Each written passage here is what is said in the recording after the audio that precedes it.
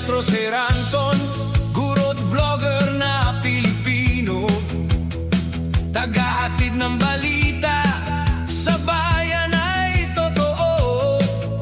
Mga benepisyo ng guro, kanyang tinatalakay. Sa video natin ngayon mga maestro ay pag-usapan pa rin natin itong tungkol sa pera allowance. Ano po itong ating personal economic relief allowance. Ayan. So, masasabi nating medyo good news na ito mga kamaestro. No? Although, syempre, hanggat wala pang, kumbaga sa ano, wala pang official na statement talaga, ano po, ang Malacanang, ang DBM, kumbaga, hindi pa yan 100% sure. Pero at least, medyo malaki na po ang chance, ano po, ano, although ayaw nating banggitin yung word na 100% sure na, ano, kasi, syempre, mahal natin biglang magbago, ano, pero sana ay, maging totoo na or magkatotoo na po no yung naging pahayag ng atin pong DBM Secretary Kim De Leon. Ayan, patungkol nga dito sa 5K pera allowance. Pero bago natin pag-usapan yan mga kamaestro, syempre, ayan, nais ko muna ulit kumustahin ang mga kamaestro natin dyan. Ayan, so medyo ngayon magandang panahon sa amin dito sa Cavite.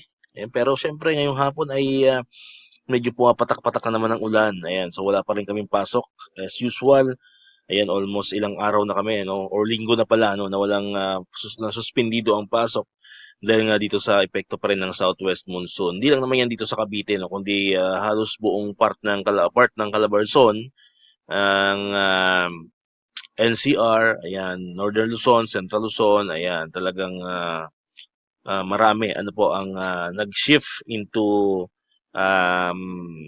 alternative delivery mode, ano po ang ating pong pagtuturo sapagkat malakas pa nga rin po ang epekto itong habagat. At syempre umiiwas na rin tayo sa baha. No? Ngayon pa naman ay talagang trending itong baha. No? Baha is everywhere. Ika nga. Ano, sa kabila po yan ng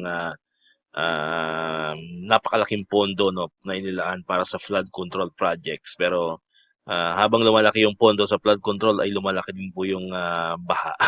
Ayan. So, ingat-ingat po mga kamaestro natin. Ano po, especially dito sa Calabarzon, Central Luzon, and NCR na talagang binabayo nitong southwest monsoon na itong mga kamaestro. Ayan. So, balikan natin itong 5K Personal Economic Relief Allowance. Ayan. So, sabi nga natin kanina, good news. Ayan. In the sense na nagpahayag po mismo, ano po, nagbigay po ng commitment ang atin pong Department of Budget and Management Secretary Kim De Leon.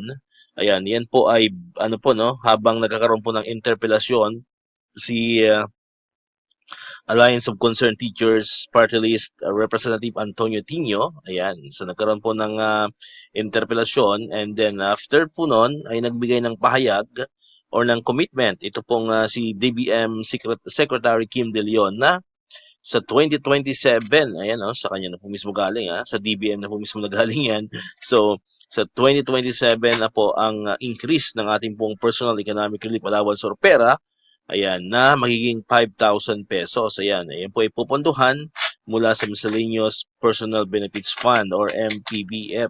Ayan, so yan po yung naging pahayag ni DBM Secretary Kim De Leon. Ayan, based po yan doon sa interpelasyon ni ACT Teachers Party List Representative Congressman Antonio Tino. Ayan, so sana nga po ay totoo na, no? Sana nga po ay maging totoo na at maging 5K na ito pong ating pera sapagkat sa mga previous video po natin ay naipaliwanag na po natin yan na talagang sobrang tagal na, no? Sobrang tagal na pong napako sa 2,000 ang ating pong pera. Ayan, actually, nung dumating ako sa DepEd, 2010 yata yun, or 2000 na yan, so hanggang ngayon ay 2000 pa rin. So, mahigit isang dekada na lumilipas, po mga kamaestro, baka nga magdadalawang dekada na, ay talagang napako na sa 2,000 ang ating pong pera. Ayan, sa kabila po yan ng inflation, na talagang hindi natin makontrol, yung pagtaas po ng presyo ng mga bilihin, yun pong gastusin natin ay talagang hindi na sumasapat yung 2,000 yan na pera.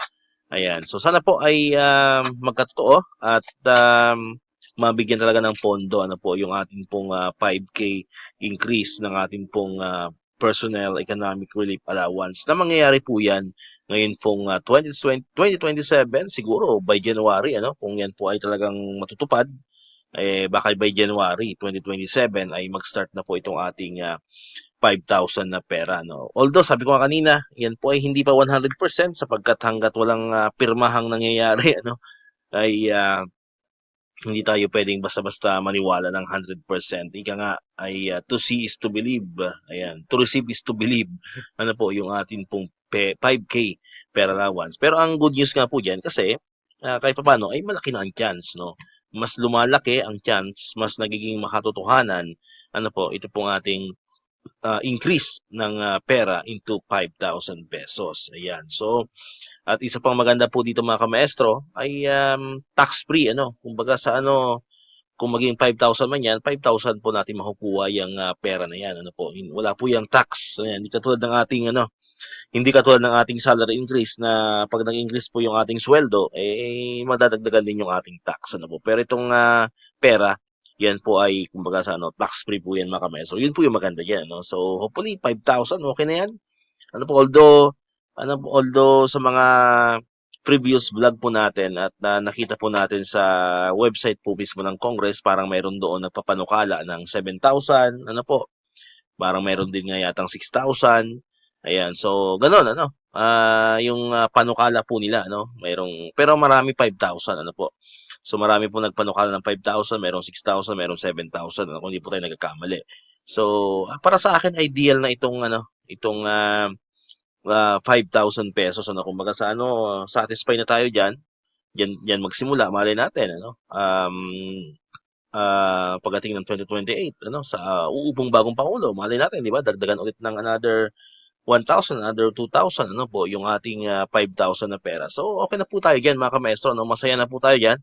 Ang mahalaga po diyan ay maging realidad, ano po, magkatotoo. Ika nga, ito pong pinangako po ng ating mismo, no? Galing po mismo 'yan sa bibig ano po ng ating pong DBM Secretary Kim De Leon. Although hindi ko na maipo-post yung video, ano po, hindi ko na mailalagay dito po yung video, pero legit naman po yung video na 'yon. Nandun po 'yun sa page ng ACT-NCR Union, no? Alliance of Concerned Teachers Party List. Andun po yung video na yan, yung clip po ng video na kung saan po ipinahayag ni Secretary Kim De Leon na sa 2027 po ay maaari na pong magsimula ito pong ating pera ano po na 5K ano po or pera increase ano po ng ating mga guro. Ayan. And sa pagkaalam ko, hindi lang naman to para sa mga teachers ano po. Ito po ay para sa lahat ng mga kawani ng ating pong pamahalaan. Ayan. So yun po yung malinaw po dyan, no? Especially po sa mga kasama natin sa non-teaching personnel. Abay, kasama rin po kayo dyan. Ano po, pagka nagkataon, ano po itong ating pera increase. So basta kayo po ay kawani ano po, ng ating pong gobyerno. Alright, so dito na tatapusin ang ating video ngayon mga kamaestro. Hindi ka pa nakakapag-subscribe, click mo na ang subscribe button dyan para kayo unang nakapanood ng mga videos na na-upload natin. Katulad ito yung mga updates pa rin about dito sa 5K increase and other benefits sa mga teachers and government employees. And syempre, click mo na rin ang notification bell button para mag-notify ka, always update ka pag may mga bago tayong upload na videos. Muli, maraming salamat sa inyong panonood at pakikinig. Once again, El Maestro. See you on my next vlog. Bye-bye!